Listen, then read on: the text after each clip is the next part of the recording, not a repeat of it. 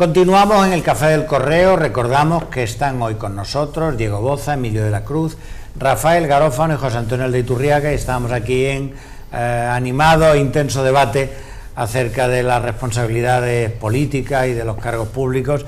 Creo que estaba hablando Aldeiturriaga. No, yo simplemente, para terminar, decir que yo personalmente de Enrique es amigo mío, yo lo conozco desde el año 95, cuando coincidimos él de concejal de Juventud en el Puerto y yo de concejal de Juventud en Puerto Real.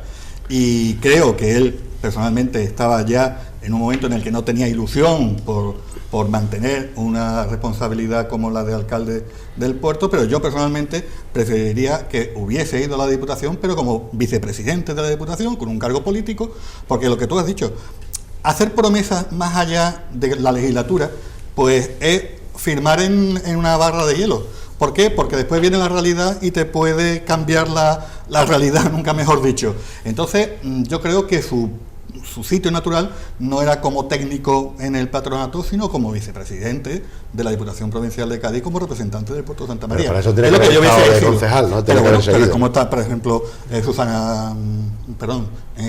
Irene, sí. Confundido, disculpa. Pero que yo creo que esa era su posición de político.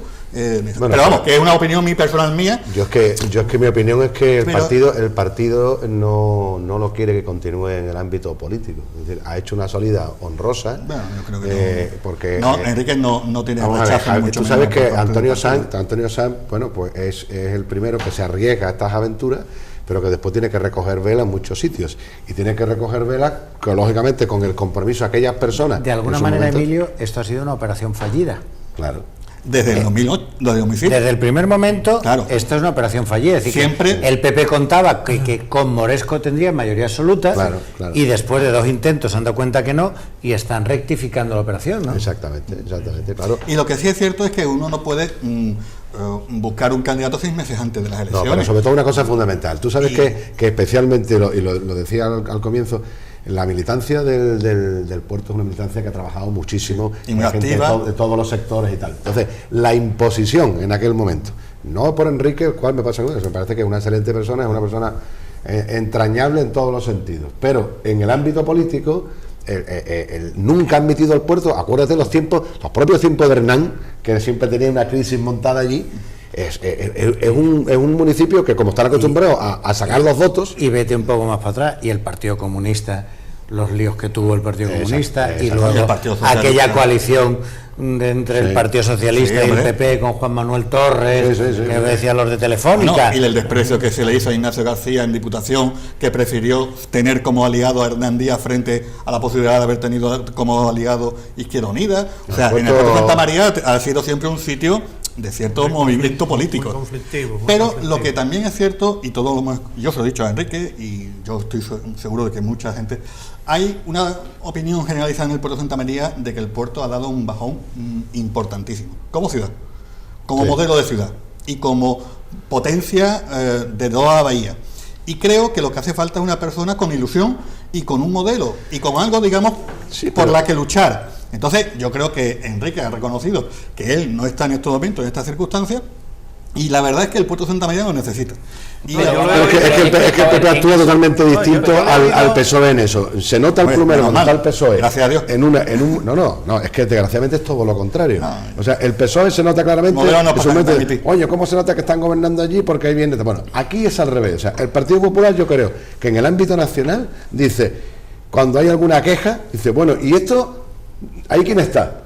Pues uno de los nuestros, pues ni caso. Ahí tiene el caso de Burgos, ¿no? Porque vamos, ha sido la peor referencia que va para el futuro de autoridad, de pérdida de todo, es Burgos, ¿no? Y sin embargo, pues han hecho una llamada, no sé si será del escalón medio o del alto, pero se han cargado una gestión. Yo escuchaba a Moresco de un tiempo a esta parte hablar con un discurso que parecía que tenía coherencia y socialmente muy aceptable, diciendo cosas como: no, se vienen los cargos públicos por estar un tiempo, uno no se debe eternizar en los cargos y tal y cual.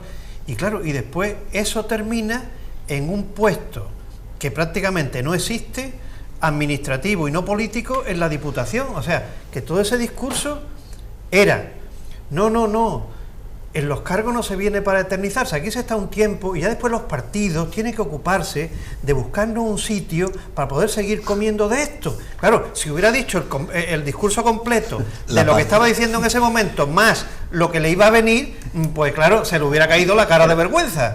Es que en eso, porque el discurso de Aldaín yo lo comparto, o sea, el puerto ha pegado un bajón y en 2011 Enrique Moresco, su candidatura fracasó. Yo no creo que no fracasó, es otra forma de decirlo. Lo que ocurre es que en 2011 era cuando tenía que haber dicho, señores, yo no he cumplido mis expectativas, me voy a mi casa.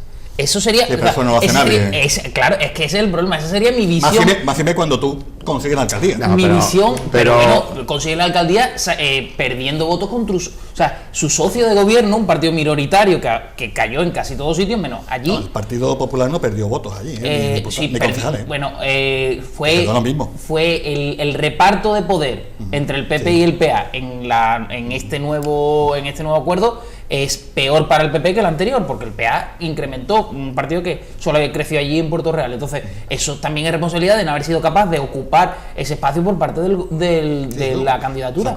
Y en ese aspecto es como yo lo veo. Ya todo lo que se haga ahora, y más cuando hablamos de colocaciones, pero los partidos, mira, los partidos tienen lo que se merecen, igual que todas las cosas que se hacen mal. Enrique Moresco, que en definitiva lo van a buscar, él viene, vale, perfecto, las expectativas pueden ser de una manera u otra, pero se han dedicado en toda la campaña de las andaluzas comentarios por todos lados de que Moresco lo quitaba y que lo mandaban de director general de trabajo otra vez. Bueno, al pobre lo han breado diciendo, tú ya no sí, que no te preocupes, que desde el poder te damos. Cuando eso pasó, no hubo nada. Es lógico que esa persona que lo han traído, repito, diga, bueno, pues aquí estoy yo y ya me dirán ustedes, ¿no? Porque me han traído ustedes, ¿no? Lo peor de esto es que las filtraciones siempre... El partido lo considera... Partido tiene lo que se merece. El partido considera que al traer ese militante de la otra organización y debilitarla, ese personaje ya está amortizado. Pero claro, al día siguiente se convierte en un militante de entidad dentro del partido, ¿no? Y ya empieza todo a no terminar de funcionar bien, ¿no? Bueno, también podemos comentar, si os parece, hay, digamos, dos operaciones políticas en marcha en la provincia de Cádiz, digamos, una del Ciudadanos, que presentaba su plataforma el otro día en Sevilla, donde se han integrado las candidaturas independientes de Sanlúcar, El Puerto, San Fernando y Arcos, en el partido, movimiento, no sé qué forma jurídica se le va a dar, que lidera Albert Riera y que ha tenido y tiene un éxito y mucha pujanza en Cataluña. De manera paralela, se dio a conocer en Cádiz que un grupo de ciudadanos de Cádiz pues está inquieto y que están intentando forjar algún tipo de alternativa a los grandes partidos de cara a las próximas elecciones municipales de la ciudad de Cádiz, y que eso que hablabais de un poco el rechazo a los grandes partidos, a las formas tradicionales de hacer política, pues ha adoptado estos dos movimientos dentro de diferentes grupos de ciudadanos. ¿Cómo lo veis? Bueno, yo si queréis por antecedentes puedo... Tú que encabezaste una candidatura independiente. Primero quiero agradecer desde aquí... 95, ¿no? Primero quiero agradecer desde aquí a Ciudadán, que me invitaron el sábado 18 ya en Sevilla son ciudadanos, ¿no? O se le sigue llamando ciudadanos, porque ciudadanos, y bueno, no sé, yo ya en la verdad, Alberto. Los del Barça le llaman ciudadanos. Bueno, pues la verdad es que me hubiera gustado estar, porque creo que después me comentaron que la verdad es que fue un ambiente muy interesante, sobre todo bueno, me habían invitado y yo, como tenía preferencia porque tocaba a mi nieta ese día, pues no pude ir, porque algo más importante imposible, ¿no? Pero bueno, he quedado que me volveré con ellos. Ellos están coordinando un poco a todos los independientes de la provincia, especialmente a todos los que están ahora en el movimiento ciudadano local, que como tú sabes, Sanlúcar, el puerto de Santa María, Arcos, y bueno, y se van sumando. Bueno, entonces, hombre, eso creo que es una situación muy interesante. Yo creo que el ciudadano, como hemos comentado muchas veces, está deseando un cambio en general. Como decía antes, las primeras calas que estamos haciendo para esas encuestas, que incluso esta casa tendrá en breve, pues claro, la situación que se vaticina para las grandes marcas en algunos casos es bastante complicada. Y claro, eso es lógico que empiezan a hacer movimientos que tienen que tener no solamente las ganas, sino que se den los escenarios. Y yo por eso he querido hablar el primero, porque en el año 95, cuando yo intento hacer una candidatura, vamos, que la hice independiente, como sabéis que nos dedicamos a las encuestas, nosotros no solo hicimos encuestas, hicimos unos estudios sociológicos impresionantes como 2 años antes. ¿Qué ocurrió? Que ese escenario estaba siempre como Carlos Díaz como candidato, porque era un candidato que iba ciertamente en declive en aquellos momentos. Había un Partido Popular que no había ninguna pujanza. De hecho, las encuestas de entonces a Teófila Martínez no estaba en una excelente consideración por aquello del gaditanismo, de que se no era de Cádiz, que tal, bueno, era diputada, no estaba, está más vinculada al puerto. Toda aquella componenda, más algunas cosas que necesitábamos que ocurrieran después, fueron los que hicieron que naciera Cádiz y que se hiciera la candidatura. Vuelvo a repetir, en aquellos momentos podía estar entre 1 y 2 concejales, que era de alguna manera poner el pie, pero una vez que ya decidimos, hubo algo irreversible, que fue que el Partido Socialista cambia de candidato y pone a Fermín del Moral, cosa que no estaba estipulada ahí. Segundo, el propio Diario de Cádiz, a mitad de la campaña, empieza a crear una estrategia de cierto miedo a que si no gana el Partido Popular, pues volvía a entablarse un pacto de izquierdas.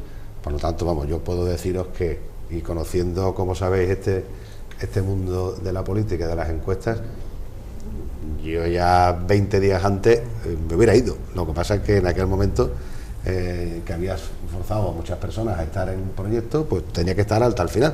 Y de hecho hubo votos en todas las mesas, las 109 mesas.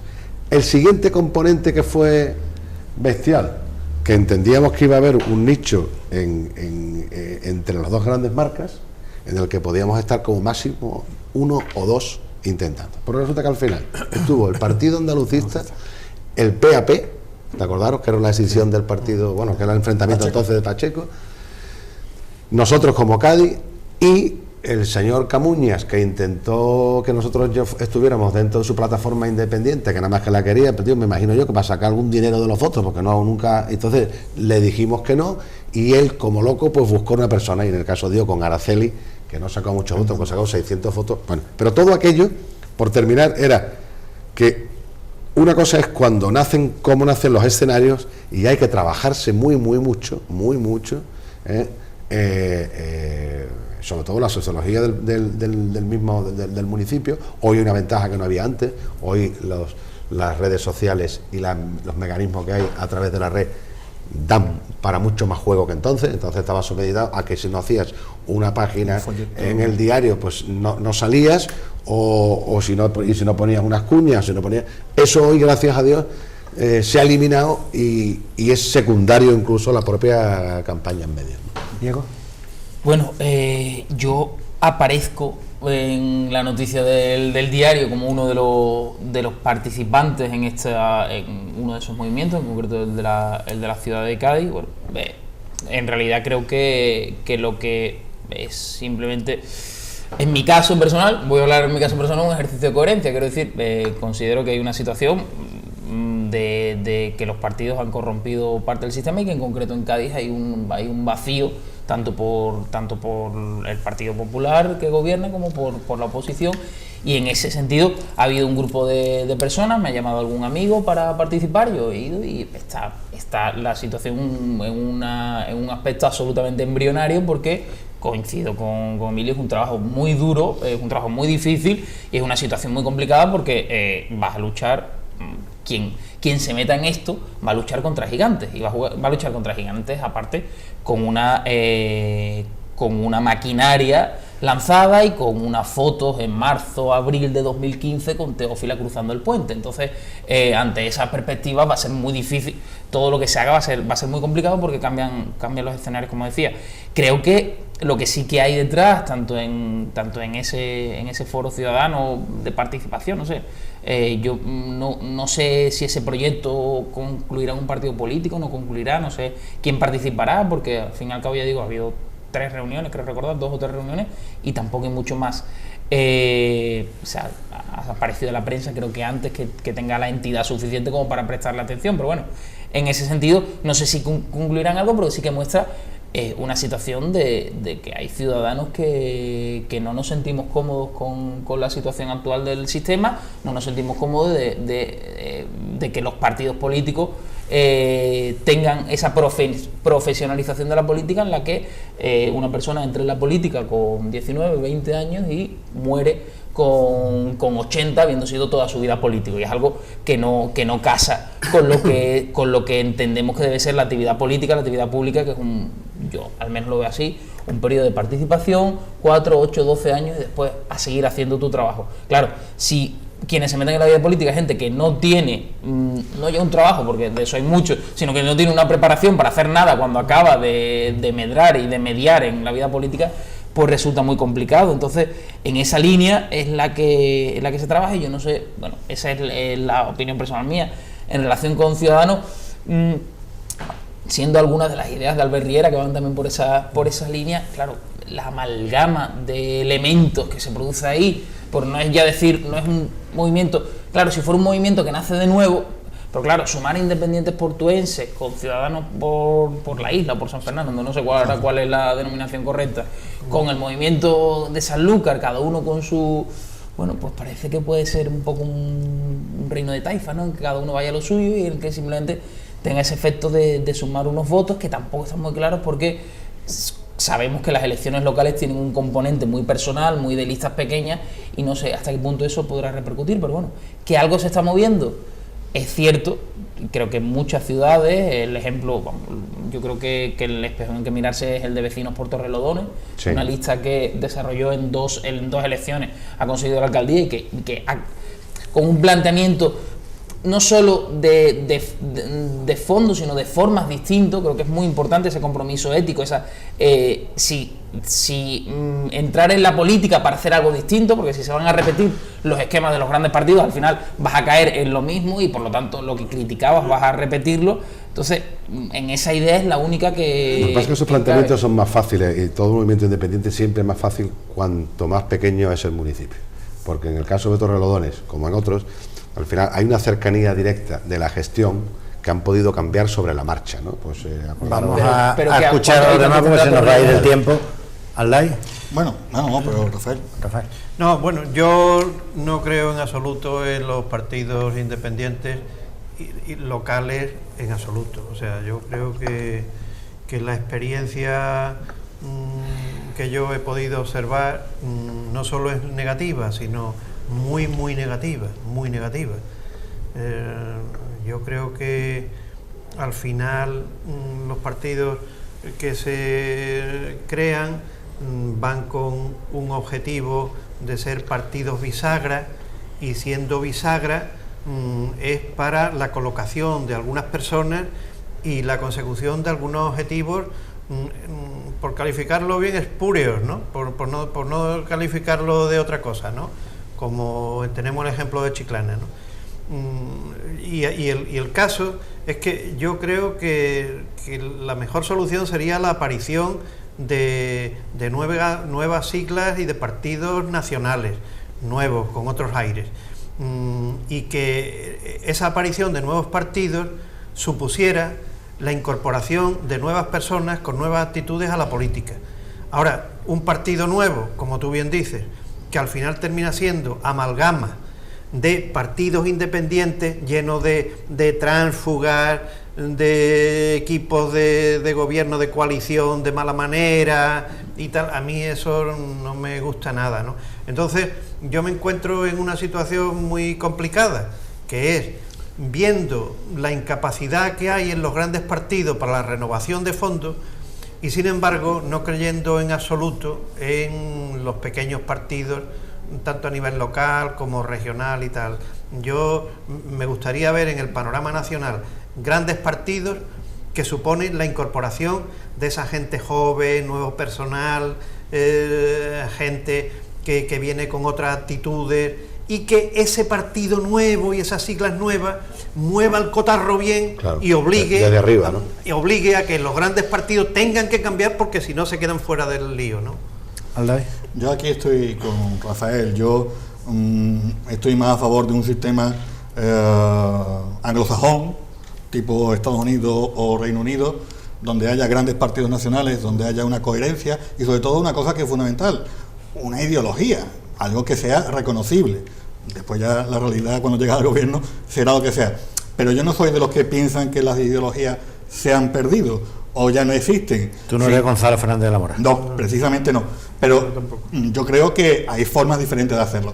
Y quizás en el ámbito local sea más reconocible la posibilidad de los grupos independientes, pero no dejan de ser qué hay de lo mío, qué hay de mi cuestión. Y yo estoy más por algo más global, más general, que una micro reunión de intereses de cada uno, que me parece muy bien, pero es muy difícil conjugar los intereses de San Fernando con los intereses de Larco, con los intereses de San Fernando, porque coinciden, y al final es muy difícil de plasmar en una candidatura unitaria. Yo personalmente me parece que lo que se está produciendo es un mayor ánimo por parte de algunos ciudadanos que han pasado de criticar o analizar, no voy a decir nada, pero de criticar a dar el paso y pringarse, que es lo que yo siempre le digo a quienes me criticaban cuando en Puerto Real, siendo concejal, oye, ¿por qué no se hace esto? Me parece bien, totalmente una oportunidad, es muy cómodo analizar y criticar, pero yo creo que también es importante participar. Y yo creo que también el modelo anglosajón, que tiene muchísimos defectos, tantos defectos como los actuales que podamos tener nosotros aquí, por lo menos hay algo en lo que yo creo, que es la limitación de mandatos. Si en 8 años tú no has sido capaz de transformar tu ciudad o mejorar tu ciudad, pues dedícate a otra cosa. Lo que sí es, pero por eso a mí me gusta la limitación de mandato, pero la temo, porque si al final resulta que cuando tú sales a los 8 años te buscan un hueco en el patronato de turismo, al final para eso no he ganado nada. Claro, es que para eso parto de la base de que cuanto menos sitio haya huecos, más que renovación es rotación, ¿no? Pero que yo parto, si es dentro de 8 años, usted se va, pero que yo parto de la base de que cuanto menos huecos vacíos haya, porque haya una administración enorme, mejor todavía, porque no habrá huecos que cubrir. Cuando la administración sea más grande y siempre haya un patronato donde meter un amigo, habrá que meterlo. Yo lo que quiero es que no haya patronato, porque siempre habrá la posibilidad de meter a un amigo. Igual se puede meter a un técnico que sepa de turismo. Vamos, yo puedo proponer. Evidentemente que eso es lo ideal. Pero que yo lo que... Terminando, porque quería también conocer la opinión de Rafael. Yo ese tipo de cuestiones me parece fenomenal. Y lo que se está planteando es que se autofinancien. Porque precisamente la historia que hemos tenido aquí y en muchos sitios es cómo se financiaban en el pasado los grupos independientes. Si es con la cuota de todos sus socios y con sus ingresos, fenomenal. Pero cuando después esa financiación viene, la de la gestión. es la misma duda que producen los partidos políticos. Bueno, quería conocer, ya que está aquí Rafael, la opinión de Rafael sobre una doble cuestión vinculada a un instituto del que él ha formado parte, el Instituto Columela. Se cumple el 150 aniversario de la fundación de esta institución. Ha habido un manifiesto firmado por un grupo de profesores que se llaman a sí mismos los columelios, sí. Donde con motivo del 150 aniversario del instituto pues hace una serie de consideraciones sobre la enseñanza pública, y ya de paso conocer la opinión de Rafael sobre la famosa placa de Rubio y Díaz que han quitado de donde estaba el Columela. Bueno, efectivamente, el Columela ha cumplido 150 años, pero no en su sede física donde se inauguró el instituto, ¿no? Que el instituto se inauguró en una zona adyacente al convento de San Agustín, y fue un poco fruto de la actuación de la burguesía local para que sus hijos tuviesen una buena enseñanza, ¿no? Las buenas familias, eran las que se movieron, las que aportaron los libros a las bibliotecas, el instrumental para los laboratorios, lo aportaban ellos desde sus propiedades privadas para que los hijos tuviesen unos buenos centros de enseñanza, ¿no? Claro, aquella era una enseñanza de élite para ciertas clases sociales, y el Instituto Columela estuvo desarrollando esa labor continuada durante mucho tiempo, en una posición ideológica diferente a lo que eran los grandes centros religiosos de enseñanza privada. Y hubo un momento, no en Cádiz, en España, que se estaban quedando pequeños porque la población estudiantil crecía y se hacían unos nuevos centros, pero ahí se produjo una cosa muy sorprendente, que es que se llevaron el nombre del instituto antiguo al edificio nuevo, y junto con el nombre pasaba el archivo, las bibliotecas, los laboratorios. ¿Por qué? Porque es que en el antiguo se quedaban las niñas. Claro, que era una cosa, se quedaban las niñas, y el bueno, el nuevo, el que tenía el prestigio, el que tenía los medios, ese era el de los chavales. Es decir, que una cosa sorprendente, ¿no? Que nadie se explica, oye, ¿y por qué el nuevo se lleva el nombre? No, pues está muy claro, porque era el de los chicos. Es decir, que era una mentalidad machista, que las primeras niñas que estudiaban, y cuando las niñas empiezan a incorporarse, pues tienen el viejo centro, pero un poco vaciado de contenido, y eso pasó con el Columela, ¿no? Y ahora parece ser que la directiva del Columela se plantea como en el viejo instituto Columela, en la calle San Francisco, hay una lápida de 1900 recordando a Rubio y Díaz, el primer director que hubo. Como el Instituto Columela somos nosotros, que se traiga la lápida aquí a Puerta de Tierra. ¿Qué sucede? Bueno, pues que el edificio que en la calle San Francisco había sido la sede del primer instituto histórico del Columela, tenía esa lápida que lo recordaba y se suponía que lo iba a recordar para siempre. Es decir, aquello podía cambiar de uso, cambiar de contenido, pero la lápida estaría fijando patrimonialmente y arquitectónicamente el lugar donde estuvo el primer edificio. Ya no hay nada que lo singularice e informe de la historia de ese edificio. Se ha llevado a Puerta de Tierra y se ha puesto en el Instituto Nuevo. Yo creo que es un error absoluto. Tenemos ya que cortar. Si hay una dedicatoria urgente, telegráfica. Bueno, a nuestros queridos amigos del Corte Inglés, nuestros peluqueros amables, que hacía tiempo que no iba y que me agradecen la reentré, pero nos cuidan magníficamente a través del Café del Correo. Bueno, pues con esta dedicatoria y estos comentarios de Rafael sobre el 150 aniversario del Instituto Columela, damos por terminado el Café del Correo de esta semana. Agradecemos a nuestros invitados de hoy, a Emilio de la Cruz, a Rafael Garófano, a José Antonio de Iturriaga y a Diego Boza, sus opiniones y sus comentarios. Les damos gracias a todos ustedes por habernos prestado atención y les esperamos dentro de una semana con nuevos temas en el Café del Correo.